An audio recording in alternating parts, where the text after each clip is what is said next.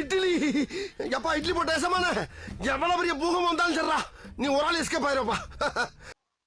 Welcome to ஐரக்ஷன் channel. எங்களோட videos உங்களுக்கு பிடிச்சிருந்ததுன்னா லைக் பண்ணுங்க, கமெண்ட் பண்ணுங்க, ஷேர் பண்ணுங்க, மறக்காம சப்ஸ்கிரைப் பண்ணுங்க. ஓகே, இப்போ என்ன வீடியோ போகணும்? டுடே ட்ரெண்டிங் சேனல்ல பார்க்குறோம். ரீசனாக வீடியோ பார்க்கலாம். ஓகே. ஒரு புது சோஃபா போகுது. சோஃபா பின்னாடியே புது முதலமைச்சரும் அந்த வீட்டுக்கு போறாரு. புதுமையான ஆட்சின்னு சொன்னீங்க. இன்னைக்கு புஷ்பா பட பாணியில ஆட்சி நடந்துகிட்டு இருக்கு. நம்ம இளவரசர் உதய் அவர்களே, நீங்க இன்னும் 90% ஜெயிச்சுட்டாங்க, சட்டசபையில உட்கார்ந்துட்டு இருக்கீங்க. கிளாஸ் எடுக்கிறது இந்த குடும்பம் என்னைக்கும் திருந்தாது. அதான் சொல்லல, குட்டி தத்தின்னு நிரூபிக்கிறாங்க. பாஜக தலைமையிலான என்டிஏ கூட்டணியில போட்டியிட்ட ஒரு சட்டமன்ற உறுப்பினரை அந்த கட்சி தலைவருக்கே தெரியாம திருட்டுத்தனமாக ஏண்டா பார்த்தா கோவில் என்ன பேட் வேர்ட்ஸ் சாரி மாமா திருட்டுத்தனமா சொல்லக்கூடாது. இப்ப நான் சொல்றது ரொம்ப டீசென்ட்டான வெர்ஷன். என்னடா பேச்சு பேசுறீங்க? உங்களை சொல்ல என்ன பேச்சு பேசுறீங்க? காமராஜ் உட்காருங்க.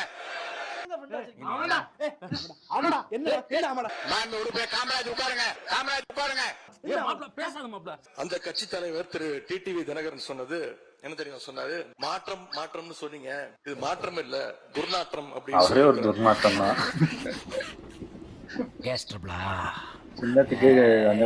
அடுத்து நடந்த இன்சிடென்ட் தான் மிகப்பெரிய ஒரு ட்விஸ்ட்.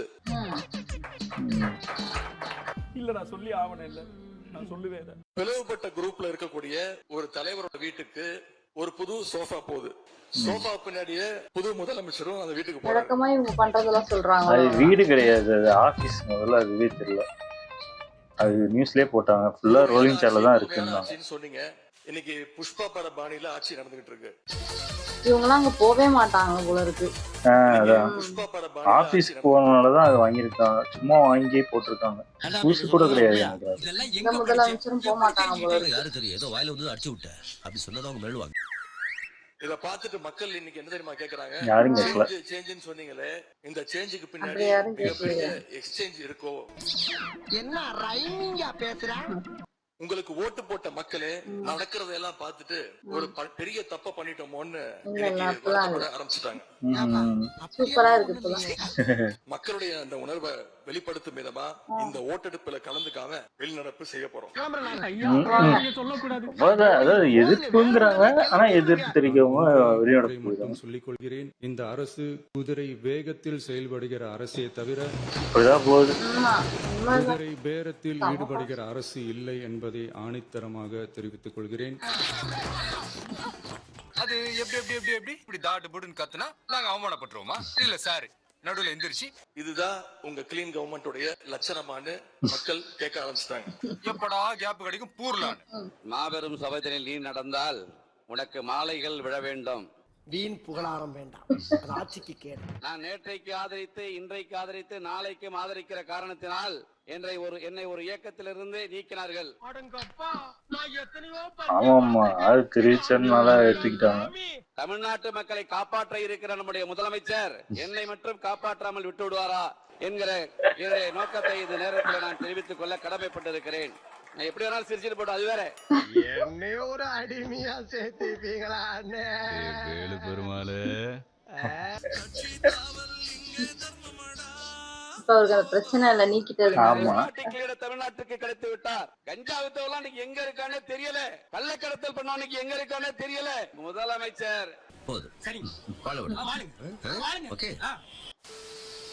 சட்டசபையில நம்ம அமைதியா உட்கார்ந்துட்டு இருக்கோம். நமக்கு எலெக்ஷனை பத்தி கிளாஸ் எடுக்கிறாரா முன்னாடி உட்கார்ந்துகிட்டு? யாருன்னு தெரியுதா? உன் சின்ன மருமக புள்ள திரு மு.க. ஸ்டாலினுடைய மகன் இளவரசர் திரு உதயநிதி அவர்கள் இன்றைக்கு கேக்குறேன், திரு எதிர்கட்சி தலைவர் திரு உதயநிதி அவர்களே, உங்க தாத்தா கலைஞராலே முடியல, உங்க அப்பா ஸ்டாலினாலே முடியல, எங்க தலைவரை நீங்க ஜெயிச்சிட முடியுமா?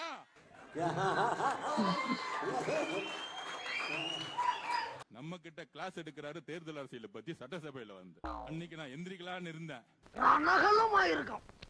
வரும்போதே சொல்லிட்டாரு, இன்னைக்கு ஒன்லி நம்பிக்கை வாக்கெடுப்பு தான். அதனால அமைதியா தேவையில்லாம பேசுறோம். மன்னிச்சு விட்டு வந்தேன். அடுத்த சட்டசபை எப்பப்பா போர் அடிக்குது நம்மள பார்த்து பயந்துட்டாங்களாம். இன்னும் திமுக காரனுக்கு ஆளுங்கட்சி நினைப்பு. உன்னை சிறையில் தள்ளி விடுவேன் கிராதகா.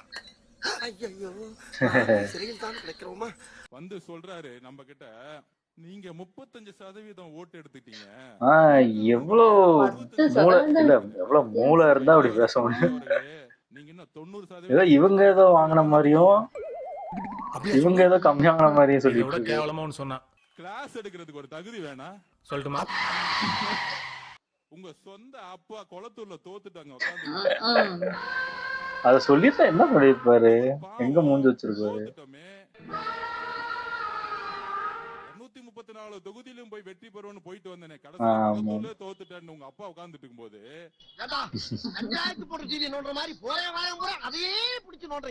ஐயா 2006ல உங்க தாத்தா கலைஞர் அவர்கள் இருக்காரு, கலைஞர் கருணாநிதி அவர்கள். ஆமா ஆமா, அதுக்கப்புறம் தான் பார்த்தேன். இந்த வீடியோ கிளிப்பிங் நீங்க பாப்பீங்களா தெரியல. மதிப்புக்குரிய பிரகாஷ் சவுண்டே இல்லாம இருக்காரு. உங்க மீது பெரிய மதிப்பு இருக்கு. இருந்தாலும் ஒண்ணு சொல்லிக்கிறேன், டிரைவர் பையலாம் எம்எல்ஏ ஆக்குவியா அப்படிங்கல. முதலமைச்சர் பையன் நம்மளாம் அப்படிதான் நினைக்கிறாங்க. எம்எல்ஏ ஆக கூடாதா? இல்ல அதாவது முதலமைச்சர் பையன் முதலமைச்சர் ஆகுறது எவ்வளவு தப்பான விஷயம்.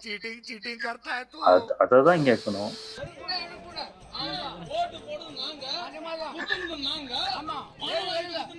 ஓஹோ,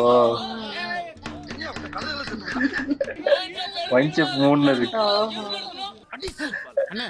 மூத்த குடிமகன் அடிக்காதீங்க. நீ மூத்த குடிமகனாடா? என்ன இளவு கர்மாந்திரத்தை குடிச்சிட்டு வந்து உட்கார்ந்திருக்கோ தெரியல. நாத்த குடிமகனா இருக்க. முதல்ல இடத்த காலி பண்றா.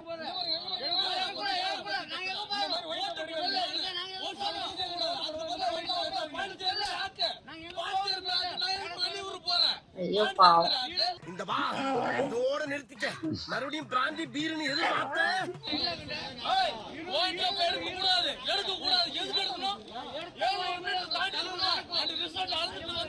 ஐயோ பாவம்.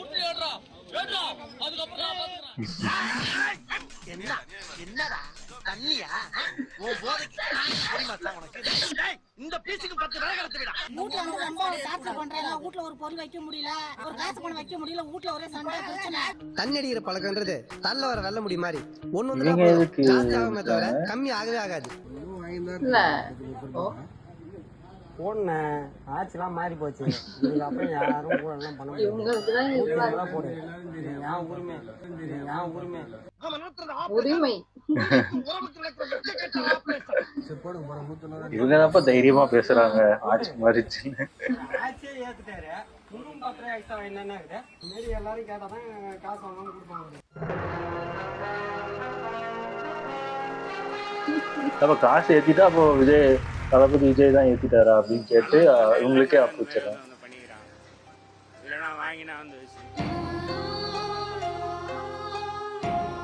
எப்படி எடுத்து வச்சிருக்காங்க. குடிக்காம இருக்கவே முடியல. அதுக்கு ஏதோ முகாம் அமைக்கிறேன்னு சொல்லிட்டு இருந்தாங்க. ரொம்ப அந்த இதா இருக்கிறவங்க.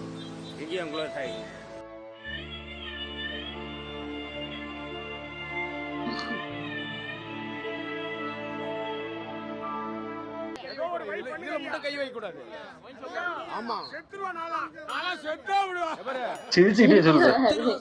போதை இல்லாத தமிழகத்தை உருவாக்குவோன்னு சொன்னாரு. நான் அதுக்கு கட்டுப்படுறேன். நாளைக்கு நரம்பு தளர்ச்சி வந்துரும் உனக்கு. குடிச்சு நாசமா போங்க போங்க. கை உதறா. காலையில ஒரு 12 மணினா கையெல்லாம் இழுத்துரு சாமி. முடியும் நினைச்சா முடியும், முடியாது நினைச்சா எதுவுமே முடியாது. பயங்கர. இன்னும் 10 நிமிஷம் தான் டைம். அதுக்கப்புறம் வரல அப்படின்னாக்க கடை உடைக்கப்படும். ஐயோ கடை உடைக்கப்படும். செய்யப்படும். கோயில் பேசாம ஏன்டா போய் எமோஷன் ஆற நீ? நீ போட்டு தமிழ்நாட்டுல தான் நடக்குதா? உடைக்கப்படும். எந்த போலீஸ் இருந்தாலும் யாரும் கேட்க கூடாது. கேட்க மாட்டாங்க. இவன் தான் குடிச்சலத்தை உள்ள போடுங்க. 10 நிமிஷமா ஆட்சி கழியும். அதுல கை வச்சா வச்சுக்க ஆட்சி கழியும். நான் சொல்றேன் 1000 பேர் சாவு வேணும். அந்த சாவு காரணம் யாரு? கொஞ்சம் ஏஞ்சி அப்படி போக சொல்லுங்க. இல்ல நான் கூட நான் அங்க போய் நிக்கிறேன் மேடம். அட பாவம். சத்தியமா உட்கார எனக்கு பிடிக்கல. மூடாதீங்க, அவ்வளவுதான் நாங்க சொல்லுவோம். முடிஞ்சா உங்களால சரக்கு விலையை கம்மி பண்ண முடியுமா அதை மட்டும் பாருங்க. அவனை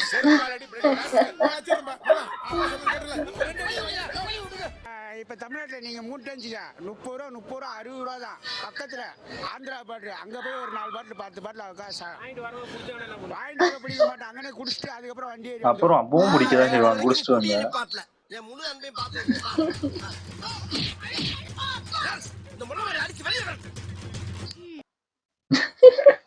ஐயோ அட்டுழியம் பண்றாங்க. ஆனா உண்மையிலே எனக்கு தெரிஞ்சு இவ்வளவு சீக்கிரமா இவ்வளவு வேலை நடக்குது இப்போதான் நானே நிறைய பாக்குறேன். கிட்டத்தட்ட இந்த கஞ்சா அவ்வளவு மாட்டுது. அப்போ இவ்வளவு வருஷமா இவ்வளவு கான் பதுக்கிதான் வச்சிருக்காங்க. இவ்வளவு கான் இப்போ பிடிக்கிறாங்கன்னா அப்போ இதெல்லாம் இருந்துருக்கு. இது இப்போ இவ்வளோ போயிட்டேதான் இருந்திருக்கு. இவங்க கட்டுக்காமே இருந்திருக்காங்க மாதிரிதான் இருக்கு. இவர் வந்து இத்தனை கடையா மூடி இருக்காருன்னு அதுக்கு ஒரு குரூப் வந்து சொல்றாங்க. ஆமா இதுக்கு முன்னாடி இருந்தவங்களும் இப்படிதான் மூடினாங்க. இது ஒண்ணு பெரிய விஷயம். ஆமா அவங்க ஆமா. மூடிட்டாங்களா அப்படியே திருப்பி இவ்வளவு கடை வந்தது? இல்ல இதோட இன்னொன்னு என்ன பண்ணிருந்தாங்கன்னா இந்த டாஸ்மாக் ஊழியர் அவங்களோட ஹெட்டு அந்த சங்கத்தோட தலைவர் வந்து நாங்க மொத்தமா எல்லா கடையும் மூடிடுவோம், அதுக்கப்புறம் நீங்க காசுக்கு என்ன பண்ணுவீங்க அப்படிங்கிறாங்க. ஆமா ஆமா. நீங்க வேலை இல்லாம என்ன பண்ணுவீங்க? எது மூடிட்டா? அததான் சொல்றேன். சும்மா வாய்ச்சோடதான் விடுவாங்க.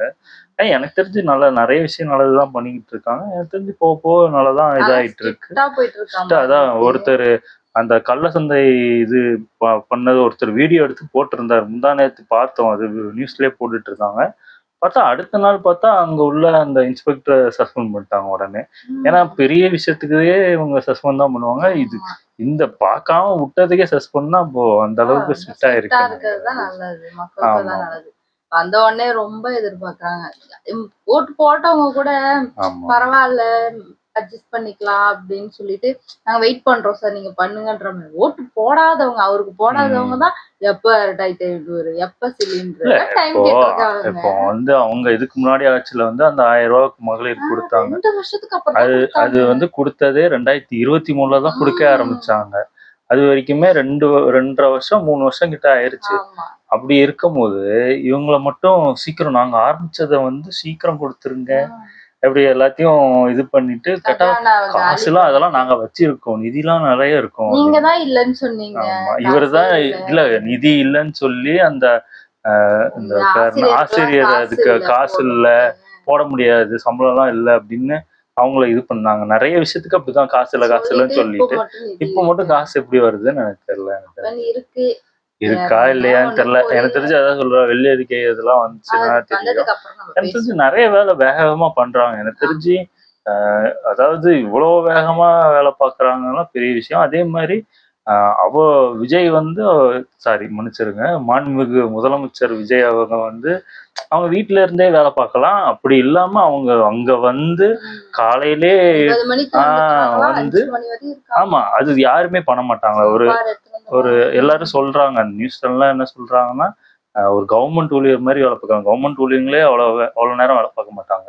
மேக்சிமம் மதியானம் வரைக்கும் தான் வேலை பார்ப்பாங்க. அதுக்கப்புறம் மதியானமே லீவுன்னு சொல்லிட்டு ஓடிடுவாங்க.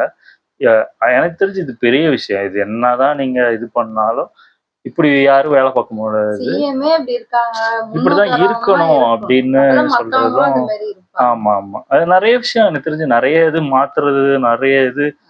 அது அதாவது சிஎம்னா இந்த அளவுக்கு இல்ல எல்லாரும் ஈக்குவல்னு எனக்கு தெரிஞ்சு காட்டுற மாதிரிதான் முதலமைச்சர் விஜய் அவங்க பண்றாங்க. எனக்கு தெரிஞ்சு பார்க்கலாம் இது எப்படி இன்னும் போகுதுன்னு தெரியல.